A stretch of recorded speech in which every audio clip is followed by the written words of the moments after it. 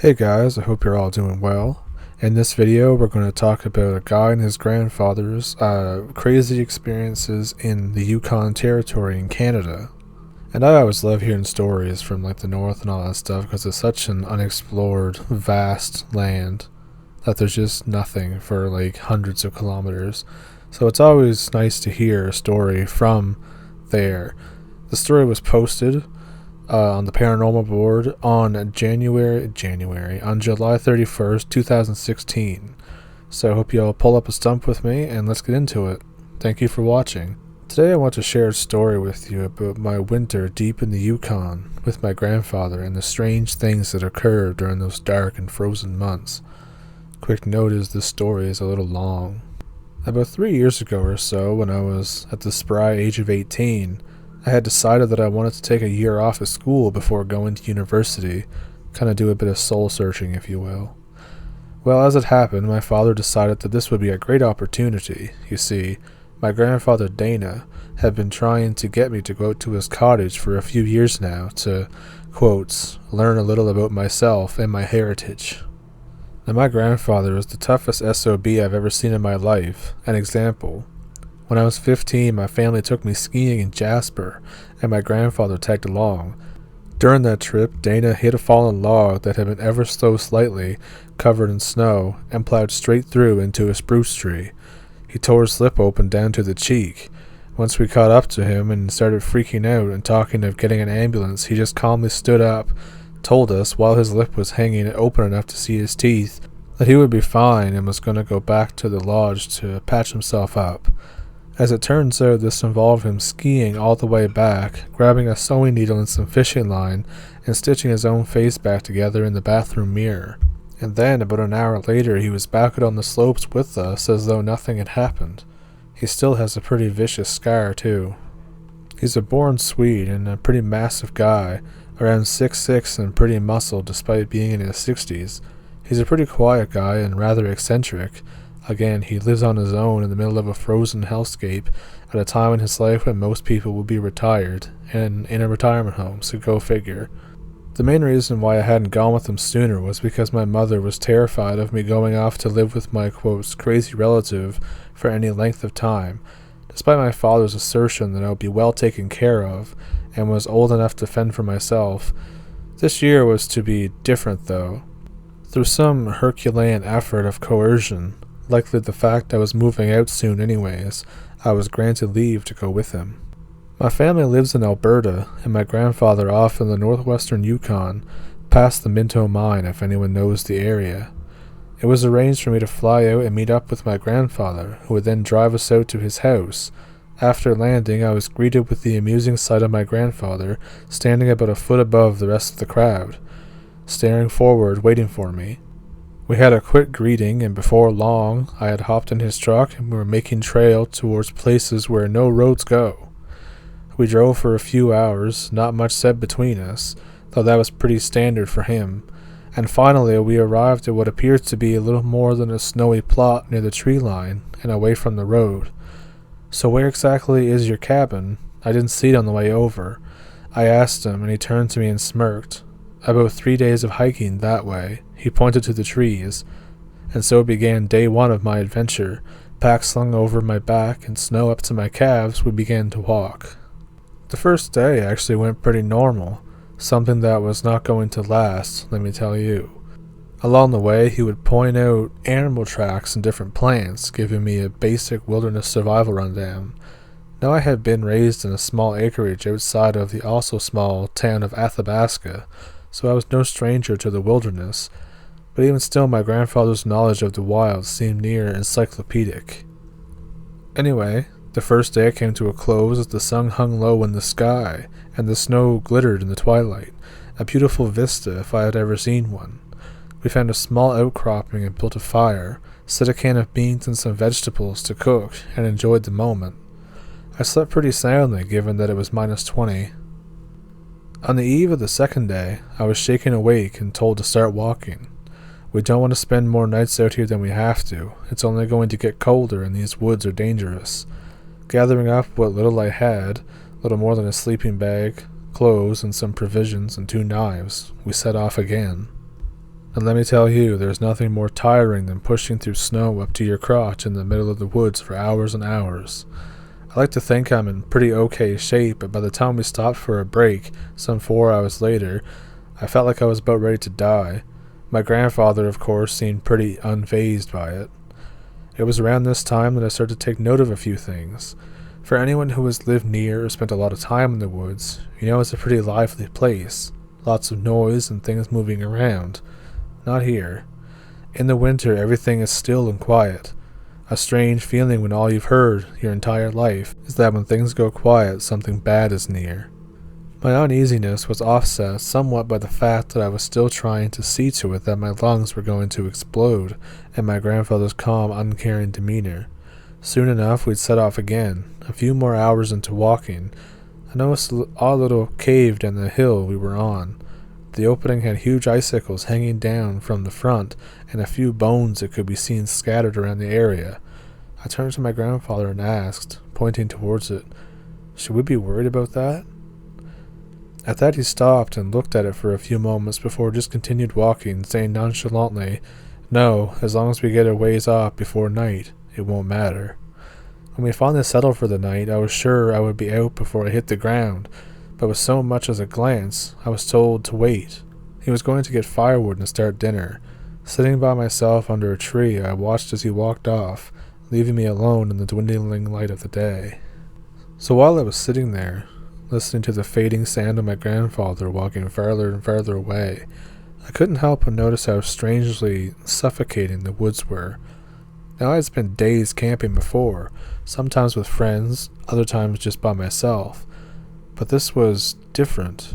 Maybe it was the quiet, where the simple act of turning your head to the side seemed to echo through the trees. Maybe it was the way the evergreens, burdened with snow, seemed to blend into the growing gloom, forming strange and inky shapes in the dim light. Whatever it was, I was starting to get nervous. The kind of unease that comes when you feel like you're being watched, even though you're quite sure that you're alone.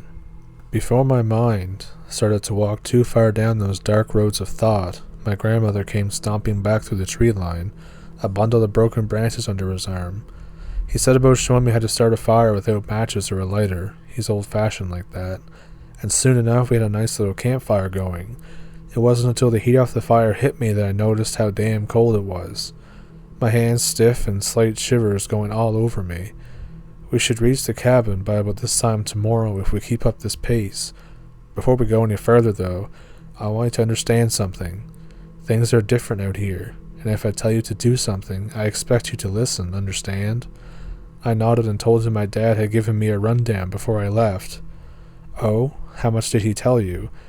"Just to listen to whatever you said and to stay safe," I replied, unsure of where he was going with this. "Ah, all right then." He didn't say anything for the rest of the night, and I was too tired to ask. Despite my exhaustion, I found that I lied awake for quite a while, staring up at the sky and listening to the gentle crackling of the fire. I don't really know why. I should have had no problem sleeping after the day of hiking, cold notwithstanding, but regardless, I found myself quite unable to drift off, even after the moon had risen and shone over the area. It was around then that I heard something in the forest, like sort of a whispering, almost. At first I figured it was just the wind, but looking at the treetops, they weren't moving at all. I listened harder, but couldn't make out what was being said. It was so faint. I sat up and looked around to see if something was there, or maybe my grandfather had been mumbling in his sleep. When I tried to listen again, I was met with silence. I figured it was just something on the breeze, and I lay back down again. Sleep came soon after. I was once again awoken by Dana, as the sun had just begun its slow creep up over the distant mountains. As we were there gathering our equipment, he asked me if I had slept well. I told him that the cold would take a little getting used to, but otherwise I was fine. He just sort of looked at me for a moment before grumbling and tying off his pack. Once more we set off, deeper into the wilderness. The third day went without incident. It was only after yet more hours of tedious and exhausting trailblazing that we finally came into view of my grandfather's, quotes, home. Built right up against a cliff face, no windows, just massive logs the whole way around. A small chimney rose up from the roof, easy to spot given the trees that had been cleared in about a 20-meter radius around the cabin, placed with numerous small wooden stakes set at varying intervals. As we got closer, I noticed that they were actually fence posts. Barbed wire was strung in between them. Just every so often there was a much taller post set a ways back from the fence. In the dim light I couldn't really make out much about it, though I was curious why they were there. Whatever the reason, I was in no mood to play 20 questions. I just wanted to get inside and sleep in a warm place for once. Before we could get in, however, it seemed like there were a few things that had to be done.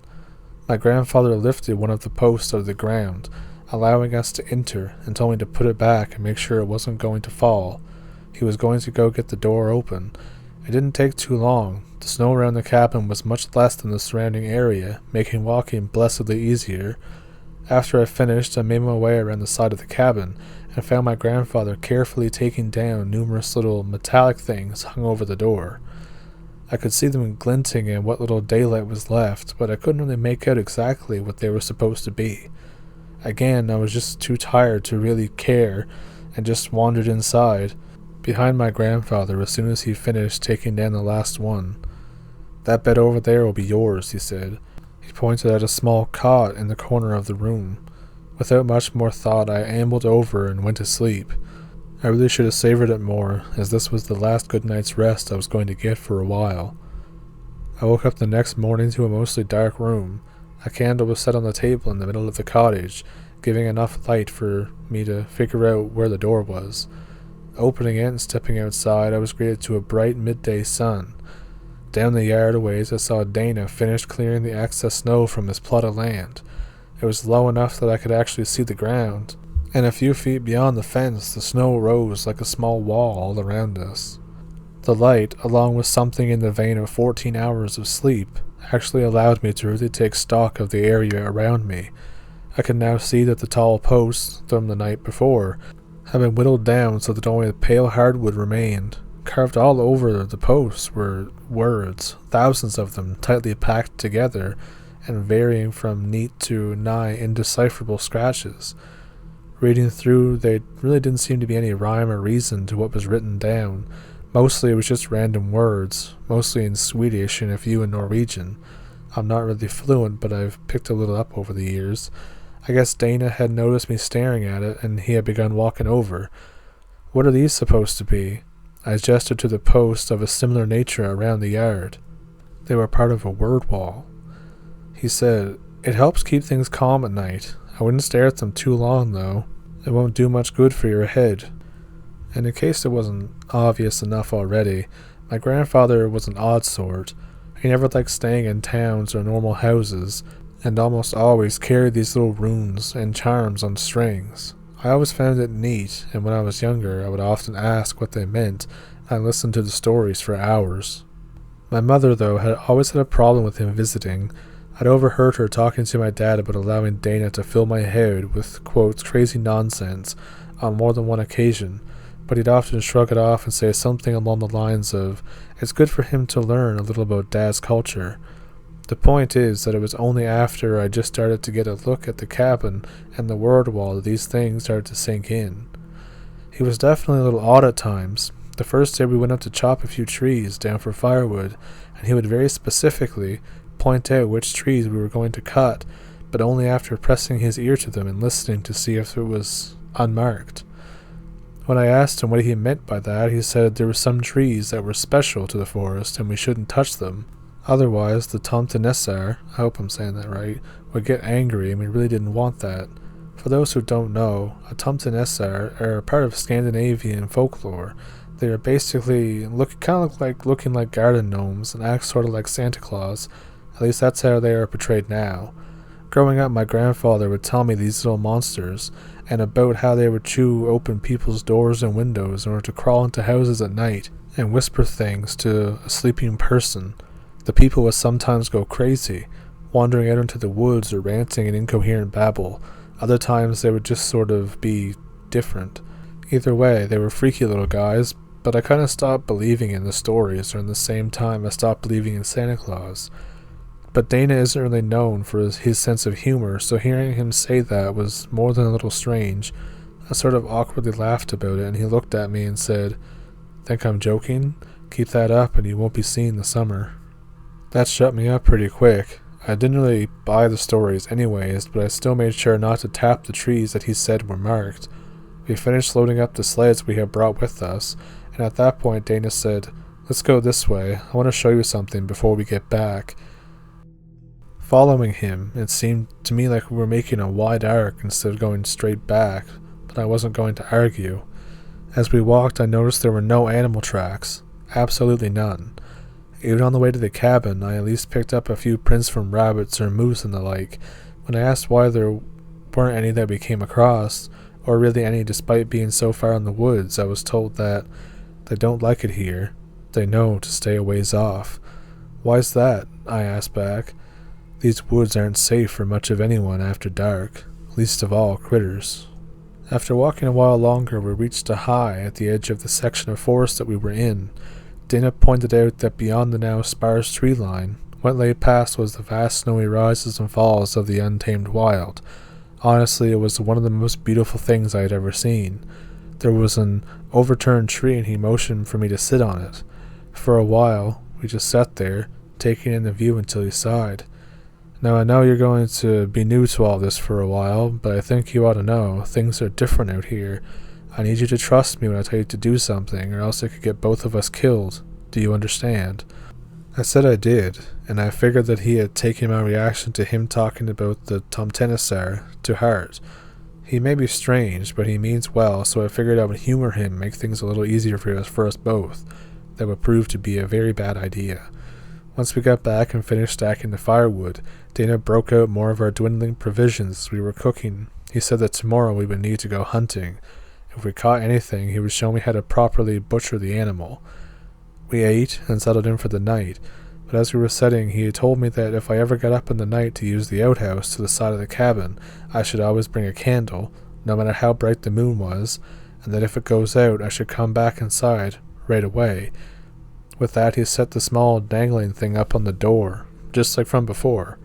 When I asked him about the thing on the door, he told me it was there to confuse anything that was trying to get in. Later during that winter, I found out it's supposed to be a rune for illusions or disguises. I guess the idea was that it would help make it harder to tell what was inside the cabin if something were to get inside the door. The next few days, we went out hunting. For the first little bit, we didn't catch anything. It wasn't helped by how we needed to head a fair ways away from the cabin before we saw any signs of animal life, and Dana always insisted that we'd be back before nightfall. On top of that, he didn't bring a gun, ever, just a bow and some arrows. I know bow hunting is common enough practice, but given that the bears roam these woods, I figured that it would be nice to have something with a little more stopping power. When I mentioned this to him, he said it would cause more trouble than it would prevent. Eventually, we actually managed to find and snag a buck. It was a nice one, too. Enough meat that would be alright for a while. We threw it on the sleigh and began dragging it back home. Yet more hours ticked away when we got back to the cabin, and something rather interesting was waiting there for us. Ravens. Normally this wouldn't seem so strange, but when I hadn't seen signs of life, save the trees, in this area for almost a week, it seemed a little off. Dana stiffened up when he noticed it too. When I asked him about it, he told me, "Drop the sled and come with me. We're going to need a butcher this fast." I wasn't quite sure where this was going, but I remember our conversation from earlier and figured it would be just best to go along with it. We circled around the cabin, the raven sitting on the roof watching us the whole way. Lying in a small snowdrift in front of the door was a rabbit's head. Just the head, cleanly severed. The snow was still a little bright red, so it had to have been pretty fresh. There was also an indent through the snow leading up to it, but it looked like it had been thrown over there. Well, it could be worse. We didn't really need the head anyways. When I asked what he was talking about, he told me, "It's only right to return a gift with a gift. Take that inside and meet me near the butcher shed," which was a little ways off of the word wall, a couple of feet off the tree line. That evening we butchered the deer, and when we were done, my grandfather took the head, antlers and all, walked out into the woods a short ways before gently setting it down and coming back. We brought the rest of the meat over to the cabin, and Dana took the rabbit's head off the table where I had placed it. That night we had rabbit stew and potatoes. When I asked about why we were just going to eat something we found there, he told me it would be rude to just throw it out, and it wasn't wise to insult the neighbors. There are other people out here? I thought you lived alone. Alone? No, I just don't live by any people. Who are your neighbors? I thought I already told you. The tomtenissar live here. I didn't really have a good response to that, to be honest. The next morning, when we went out to check the fence, as was becoming quite a routine, I walked out to see the spot where he had put the head down, and there was nothing there, not even a bit of blood. The next few weeks went by in relative peace. We would collect firewood on every so often. We went ice fishing occasionally, and every morning we cleaned snow away from the cabin. The temperature continued to drop as the winter solstice drew near, the already short days becoming a scant few hours of near perpetual twilight. You'd think that it would get old seeing the same setting throughout the day, but you'd be wrong.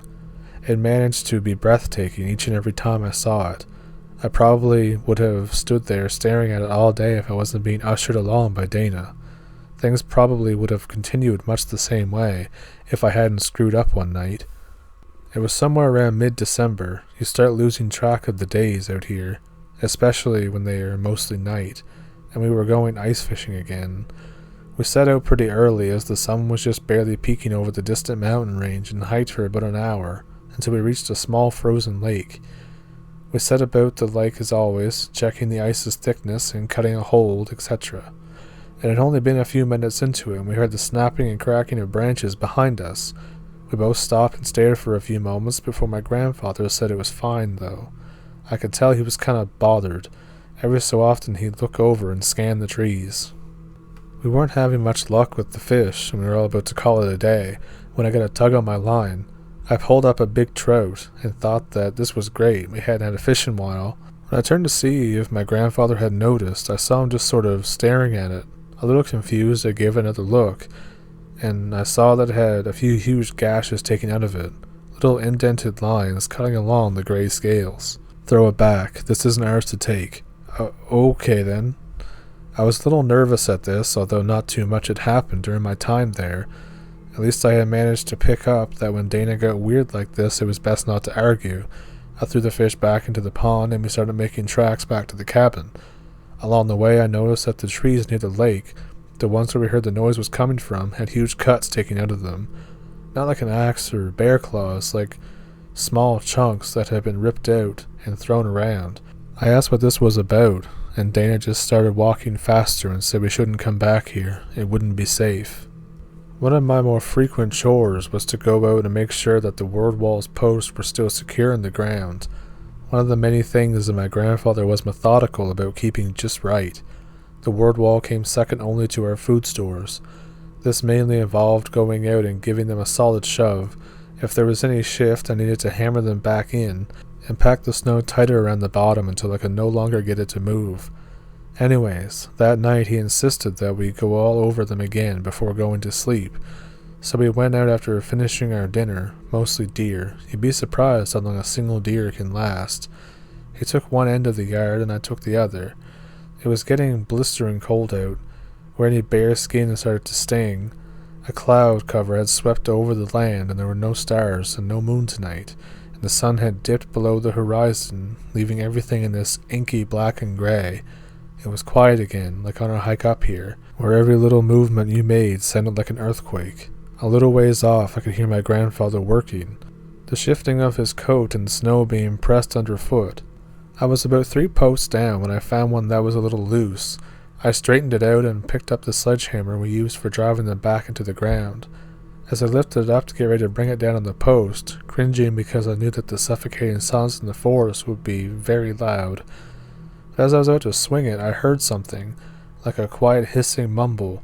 Reflexively, I swung around while I was bringing the hammer down and hit the post with a glancing blow, knocking it off-center. Spinning around, I tried to listen for it again, thinking maybe it was my imagination. The woods will often make you think you're hearing things that you aren't. After a few seconds of nothing, I figured that it was just either me imagining things or overhearing Dana talking to himself.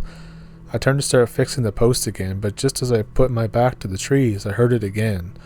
It seemed so quiet that I couldn't make out what was being said, but I am sure that someone was whispering, quickly and in a whistle-like tone. I really started to freak out now. I slowly began walking towards the cabin, my back to it, and the cliff face as I scanned the trees looking for where it was coming from. The noise didn't seem like it had a direction to it. It was like it was everywhere at once, still quiet and indiscernible, but very much there. While in panic mode, combined with being tired and cold, I got it in my head that if I threw something into the woods, it might scare off whoever was there. Reaching into the woodpile we had outside, I picked up a small log and threw it into the tree line, and started shouting about how whoever was there needed to come out. My grandfather comes running over. "What the F are you doing?" I told him I heard someone talking nearby, and before he can say anything, the trees near where I threw the log start to shake, and I could hear snapping branches. "Get inside, right now." He said this, not taking his eyes off the trees, and so the two of us backpedaled into the cabin. By the time we closed the door, most of the trees had started shaking, the once oppressive stillness of the woods replaced with something akin to a hurricane. That night, neither of us slept. We just sort of stared at the door, my grandfather holding his hunting knife.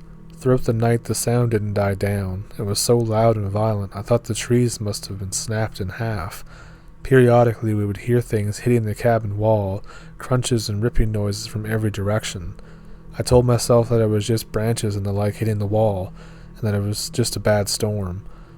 Around an hour before dawn, things started to settle down, and soon enough my grandfather got up and went outside. I heard him start to swear and curse, so I hurried out after him and saw what had been done. The outside walls of the cabin had been covered, every inch from top to bottom, with words violently slashed into the wood.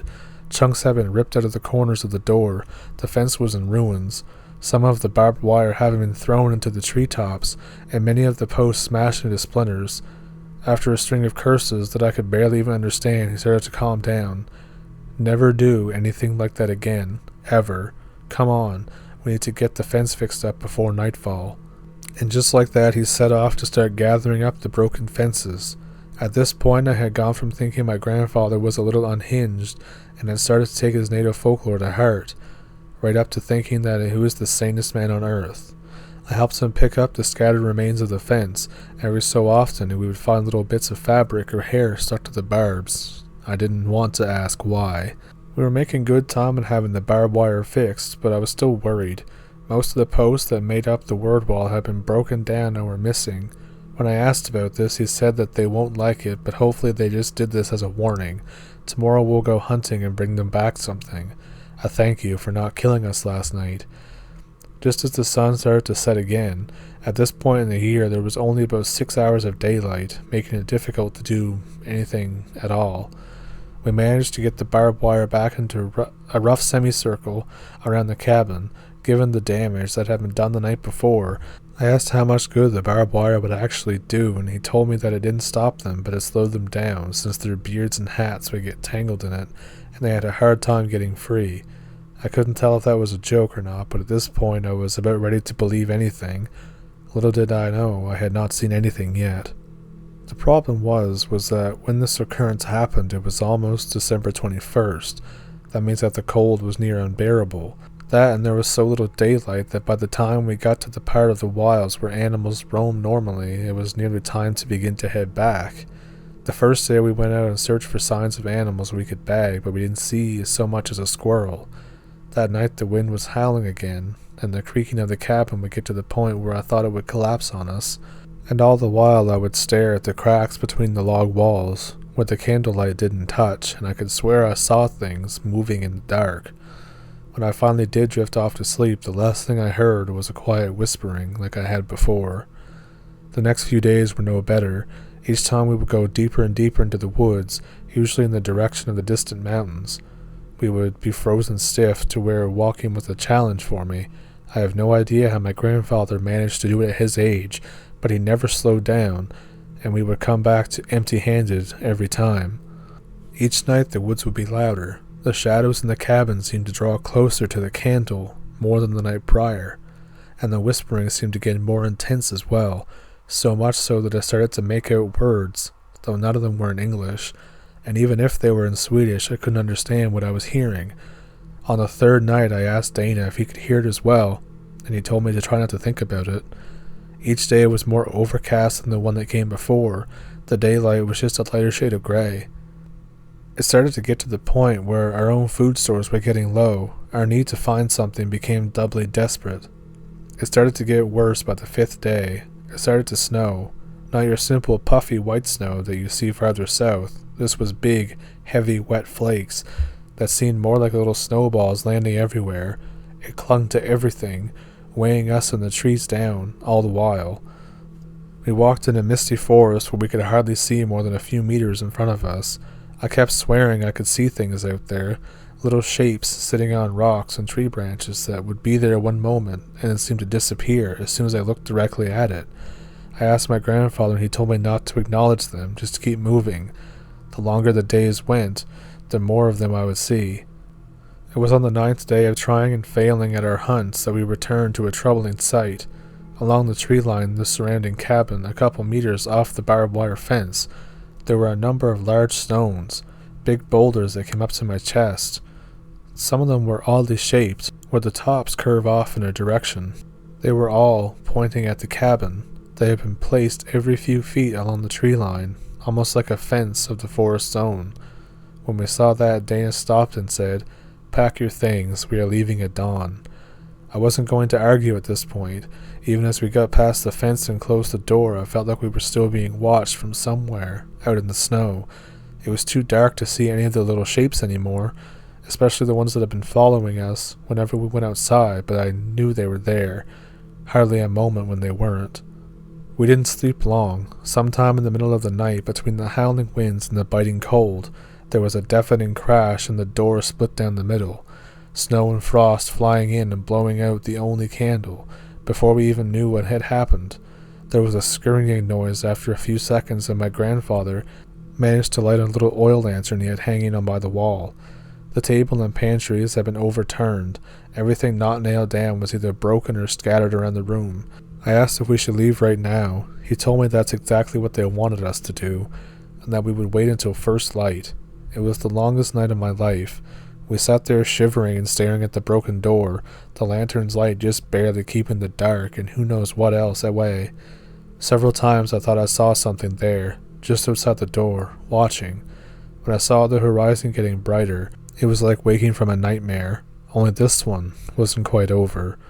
We grabbed whatever hadn't been broken and made for civilization. The snow had stopped, but the clouds still hung heavy above us. It would be 3 days until we got to the truck. We moved as fast as we could. The snow was so deep and clingy that we had to stop every kilometer or so just to wipe it off. It weighed us down more than our packs did. I don't know how far we traveled. I know we didn't stop, and I know I don't think we ate until it started getting dark. Dana said to get as much firewood as I could find. We were going to need a big fire. What about the marked trees? I said to him. I still wasn't sure if things could get worse. F 'em. They're already pissed and it won't matter much now. That night, we had a massive bonfire going. I'd bet you could see it from one of the mountains, it was so bright. Even so, we could still hear them out there. The whispers never stopped. Every now and then a branch or rock would come flying out at us or at the fire. It didn't make for a restful night. Around an hour before dawn, the snow started again. The second day was worse yet. With the snow back, the little things got brave and started coming in close. Every now and again we'd get hit with something that fell from tree branches, or a tree along our path would fall down and make it harder to progress. We didn't walk, we ran through those woods. I didn't think I could run so far, but I don't remember either of us stopping. We just managed to stumble into a little clearing as the light was fading again. We hurried and grabbed whatever wood we could find and tried to start a fire. The wood was wet and uncooperative, and the shadows started to close in. We could see the little moving figures at the edge of our vision once again. I guess Dana was getting to his wit's end because he grabbed a little oil lantern and broke it open, pouring the oil across the logs and lit it up with the lantern sparker. The shadows retreated for a moment, and I think the little monsters were hissing at us. We were left mostly alone that night. I don't know why. Maybe even they need to rest sometimes. The snow hadn't quit yet, so by the time we woke, we were both mostly covered. We set out before the sun rose. I think Dana didn't trust us to make the rest of the way only a few hours of light. The trail was a mess. Trees and rocks littered the animal trails, and the bush was so thick with evergreens that it was no better. It was slow going, and of course we were still being followed. We would still catch sight of them at the edge of our vision, watching and whispering in tune with the wind. I couldn't even tell which was which by this point. I still can't. For whatever reason, we were left mostly untouched on the rest of the way back. The poor trail conditions slowed us down to the point that it was already dark and we still hadn't made it to the truck. Dana didn't want to stop, though. He said that we were close and he didn't want to risk another night outside. I'm not sure when it was, but eventually we made our way out of the trees and onto a road. We followed it for a few minutes until we saw it, the glorious steed that would get us out of that place, covered under a few feet of snow, even though. We swept out the truck bed, threw our things, and drove away. I don't think either of us looked back. After we got back to town, stayed at an inn for the night. It was the best rest of my life. We woke early and drove nearly for an entire day until we reached the Eric Nelson Airport. When we got back, Dana stayed with my family for a little while, at my dad's behest. We didn't talk much about the trip, just that we needed to come home early. That spring, Dana left and said that he was going back home.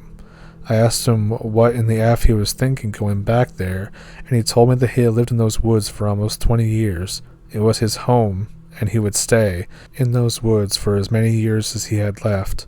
He promised to call or visit on occasion. That was 3 years ago, and none of us have heard nor hide nor hair of him. My parents are convinced that he passed away. They're probably right, but I can't help wanting to know. And that is where we come to today.